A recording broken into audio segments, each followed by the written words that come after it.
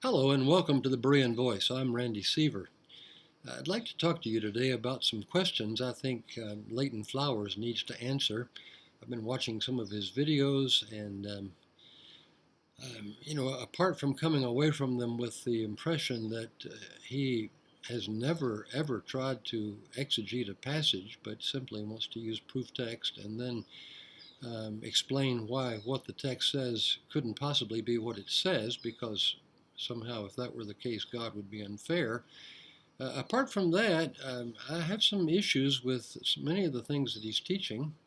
In fact, virtually everything that comes out of his mouth seems to be contrary to biblical doctrine.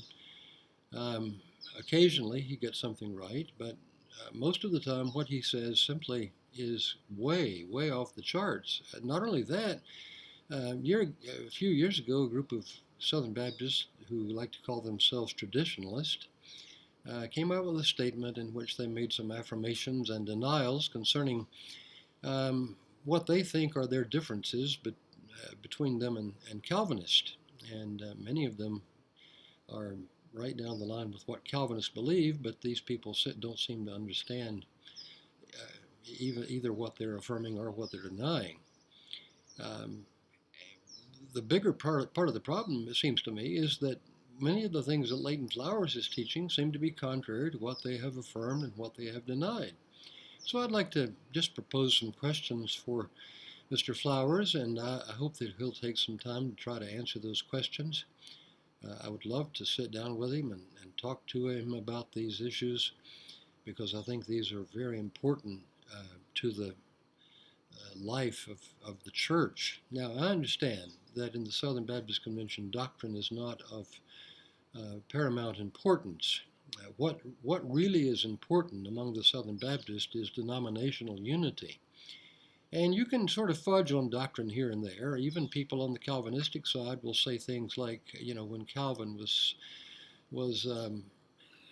writing theologically, he said this, but when he was speaking pastorally, then he softened it and said this. Well, I got news for you. What is truth in the theological study is truth pastorally.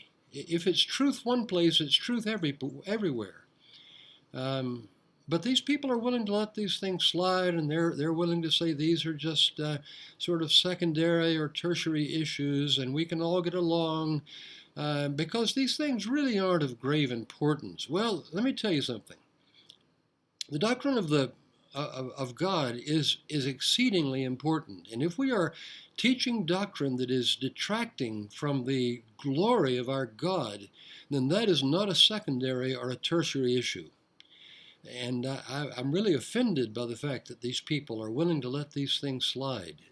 Just let Leighton say anything he wants to say, and we're never going to say a word to correct him because, after all, he is a leader in the Southern Baptist Convention, and we simply can't argue. We can't speak against someone who's in our group. That's criminal. And I'd like to. I'm sure none of them will take the time to watch. But if anyone happens to see what I'm having to say here on the Calvinistic side, I challenge you to correct what Leighton's saying, because the reality is it's just blatant heresy.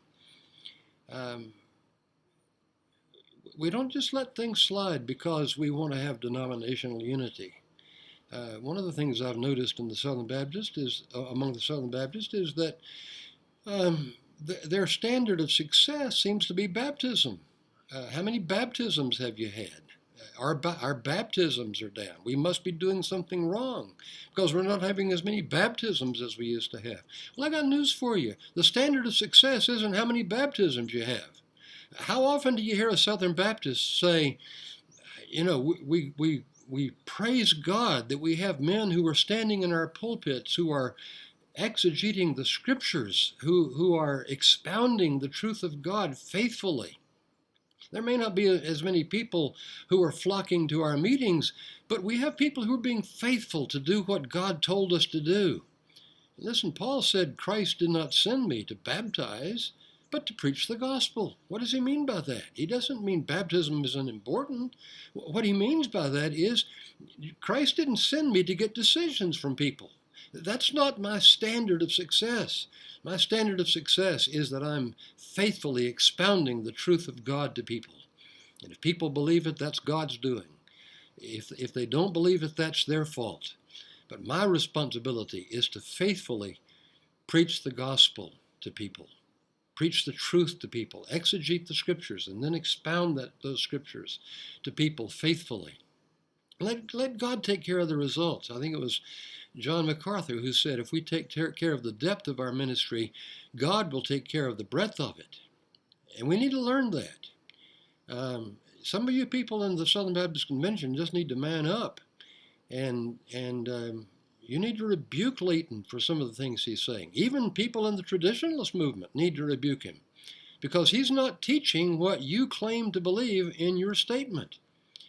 Let me just ask a few questions that I'd like for Leighton to answer. First of all, according to this group called the Traditionalists in the Southern Baptist Convention, apparently they don't understand what the founders of the Southern Baptist Convention believed, because that would be the real tradition of the Southern Baptist Convention. But these people are so stuck in their traditions that they can't see beyond what they've always done. They're just in a rut, and they think that's a good thing. The reality is it isn't a good thing at all. You need to come out of that rut and start thinking a little bit. They have said that as soon as a person is able to make a moral choice, every person will sin. Even though everyone is born with an inclination and an environment that is inclined towards sin. Now, I don't know if you're a driver or not, but if you're a driver and you live around any hills at all, I would ask you to go out and find yourself a hill, a downward incline, and I'd like for you to take your car out of gear, put it in neutral, take your foot off the brake, and see which direction your car rolls. I want to make you a guarantee. Your car is never going to roll uphill. If the incline is toward the bottom of the hill, then the car is going to roll toward the bottom of the hill. If every sinner is born with a nature that is inclined towards sin, then every sinner is going to sin. And they have stated that every person who is confronted with a moral choice will sin. Now, here's the question that I have for Mr. Flowers. If every sinner has a libertarian free will, that is, there is nothing outside the will that controls the will. The will itself is able to determine what it is going to choose. It can choose other than it chooses because it is not controlled by anything. Now here's the question. If every person who is born into this world is inclined toward sin, then once the car is out of gear and the brake is off, is that person not always going to roll in the direction of sin? You see, we Calvinists, when we talk about denying free will, we're not saying there's anything wrong with the will. We believe that people are able to choose whatever they want to choose most at any given time. Listen to that again. We believe that sinners are able to choose what they desire most at any given time.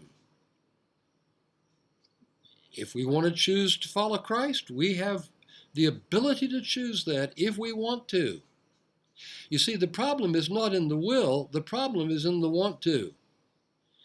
And we need to understand that. We're not saying that sinners don't have the ability to make whatever choice they want to make. It does no good to quote passages of Scripture that talk about people being called on to make choices. Of course we're called on to make choices. When we come to Christ, we choose to do so freely. We do that because we want to do it. Now, the question then gets beyond that and behind that, and the question is, why do we want to do it when we are born with a nature that is inclined towards sin? Mr. Flowers, is it your position that your traditional friends are wrong about what they have confessed?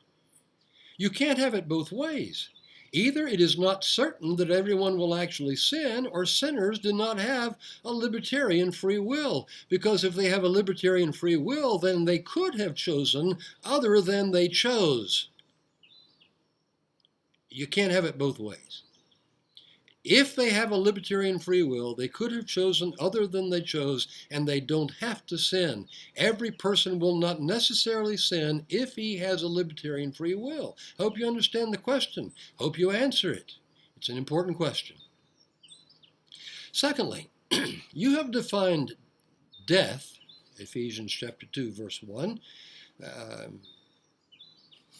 as separation from God due to rebellion. Separation from God due to rebellion. Now, is it your view that this rebellion ended at some point, or is this rebellion ongoing until the point of conversion? Until the point at which you say man exercises his libertarian free will, humbles himself, and makes the right choice? You have denied that sinners are hostile toward God prior to conversion, and that such hostility only characterizes those who have been judicially blinded or judicially hardened.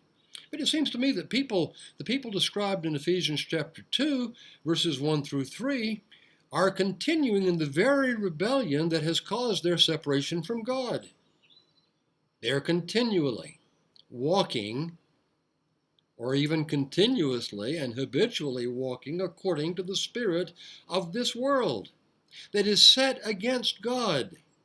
John says, all that is in the world, the lust of the flesh, the lust of the eyes, the pride of life is not of the Father, but is of the world. And the world passes away, and the lust of it. But he who does the will of God remains forever.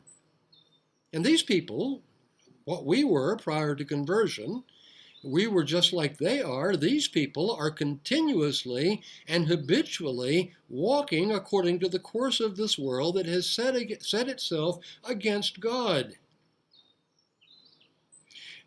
They are walking according to this burning desire to satisfy the flesh and the mind. And then he says they are by nature children of wrath because of the fact that they are rebels.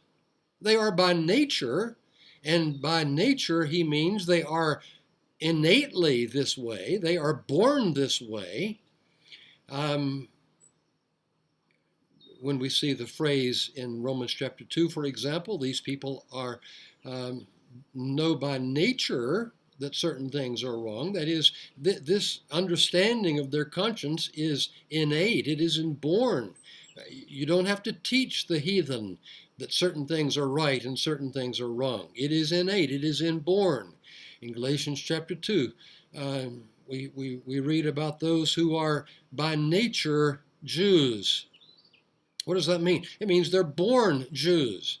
And what it means in Ephesians chapter 2, verse 3, that we were by nature the children of wrath, is that we were born that way.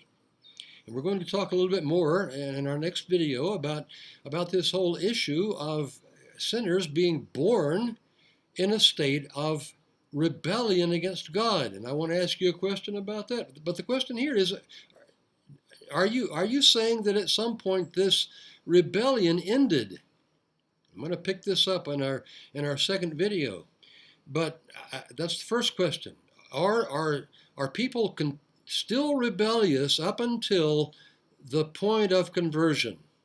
That's the question.